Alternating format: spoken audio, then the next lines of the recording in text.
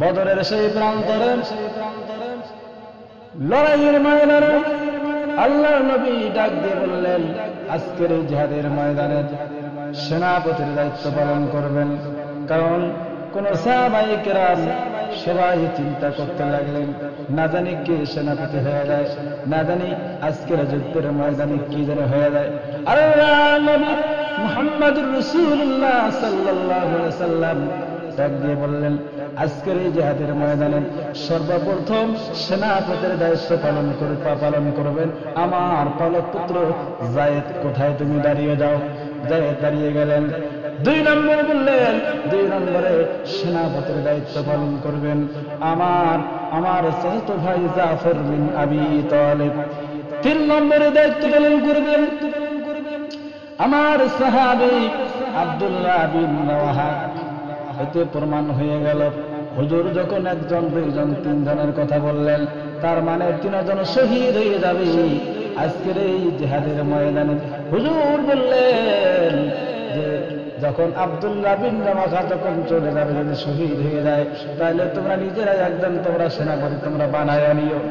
সকলের মধ্যে হুজুর করিম সাল্লাল্লাহু আলাইহি ওয়াসাল্লাম বললেন, এবারে যাও তোমরা সবাই বাপ মায়ের কাছ থেকে বিদায় নিয়ে আসো। হযরতে যায়েদ বললেন, ইয়া রাসূলুল্লাহ, ইয়া হাবিবাল্লাহ, আপনি আমার মা বাপ, আপনি তো আমার সামনে আছেন। আমার মা হযরত আয়েশা ঘরে বসে শুনেছেন, আমার যাওয়ার কোথাও দরকার নেই। এবার জাফর বিন আবি তালিব বাড়িতে চলে গেলেন। বাড়িতে যেয়ে দেখে বিবি কোরআন তেলাওয়াত করে। বললেন, বিবিরে একটু কোরআন তেলাওয়াতটা বন্ধ করো, আমি তোমার স্বামী জাফর আসছি রে বিবি, আমি জিহাদের ময়দানে চলে যাই। আল্লাহর নবী জিহাদের সেনাপতির দায়িত্ব দিয়েছেন, জিহাদের ময়দানে সেনাপতির দায়িত্ব দিয়েছে জাফর বিন আবি তালিব। ছোট্ট ছোট্ট 2টা শিশু বাচ্চা দেখে বললেন, আব্বু তুমি কোথায় যাবে? জিহাদের ময়দানে চলে যাওয়া লাগবে। আল্লাহর নবী সেনাপতির দায়িত্ব দিয়েছে, জিহাদের ময়দানে সেনাপতির দায়িত্ব পালন করা লাগবে। এবার বিবি ডাক দিয়ে বললেন, স্বামী গো, আল্লাহর নবী আপনাকে সেনাপতির দায়িত্ব দিয়েছেন, এতে ফিরাইয়া রাখার আমার কোনো হক নাই, আমি ফিরাইয়া রাখতে আপনাকে পারবো না, যেহেতু আল্লাহর নবী আপনাকে সেনাপতির দায়িত্ব বানিয়ে দিয়েছেন। তবে স্বামী গো, আমি আপনার জন্য দোয়া করি, আল্লাহ রাব্বুল আলামিন যেন তোমাকে যেন ওই জিহাদের ময়দান থেকে যেন গাজী বানায়া যেন আমার দরবারে আবার ফিরাইয়া দেন। যেই মাত্র এই দোয়া করলেন, জাফর বিন আবি তালিব সঙ্গে সঙ্গে হাতটা নিয়া সঙ্গে সঙ্গে তরবারির উল্টা পিঠ দিয়া আস্তে করে আঘাত করলেন আর বললেন, বিবিরে উল্টা দোয়া করো না, উল্টা দোয়া তোমার আল্লাহর দরবারে কবুল হবে না। হুজুর বলেছেন আমার আগে একজন সেনাপতি আছে, পরে আরেকজন সেনাপতি আছে, তার মানে আমি যে শহীদ হয়ে যাব নিশ্চয় হয়ে গেছে। এই জাফর আর কোনদিন তোমার এই ঘরে বিরাট, তবে এই রেজা যদি তোমার হয়, আমি জাফর যার জন্য জীবন দিতে যাচ্ছি, ওই মাবুদ মাওলা মেহেরবান, তিনি তোমাকে আমাকে জান্নাতের মধ্যে স্বামী স্ত্রী হিসেবে পরিচয় করাইয়া দিবেন। হযরতে জাফর বললেন, বিবিরে এই বাচ্চা দুটো রেখে গেলাম, আমি যেই রাস্তায় জীবন দিতে যাচ্ছি, বিবিরে এই রাস্তায় তুমি আমার সন্তান দুটোর তুমি মানুষ করে দিও। এবার চলে গেলেন। হযরতে জাফর যখন চলে যায়, পিছনে ছেলে মেয়েগুলো বাচ্চাগুলো আব্বা আব্বা করে ডাকে। হযরতে জাফর একবার পিছনের দিকে তাকিয়ে দেখলেন না, পিছনে কারা কান্দে। আমার বন্ধুগণ, এবার চলে গেলেন আব্দুল্লাহ বিন রাওয়াহা।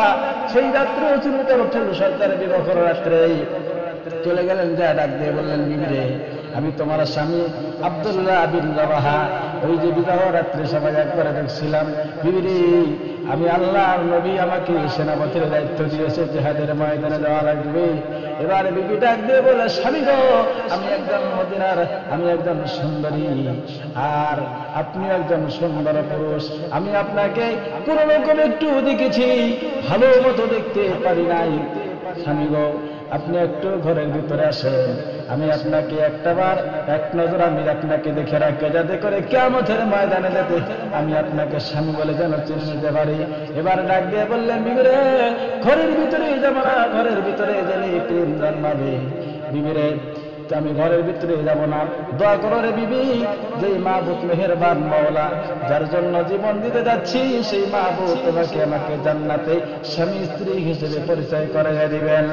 আল্লাহ নবীটাকে আব্দুল্লাহ বিন রাওয়াহা সারা রেখে গিয়ে এবারে বিবি বললেন, স্বামী গো, খোদার কসম করে বলি, যদি একটিবার ঘরের ভিতরে আসেন, আল্লাহর কসম প্রেম জন্মাবো না, শুধু একটা বার চেহারাটা দেখে রেখে যাই, কিয়ামতের দিন যেন আপনাকে স্বামী বলে চিনে নিতে পারে।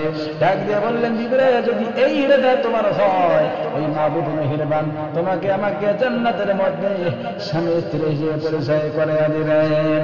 রাসূলুল্লাহ সাহাবায়ে কিরাম কেমন করে तौहीद की अमानत अगर सीने में है हमारे, आशा नहीं मिटाना नामो निशा हमारा।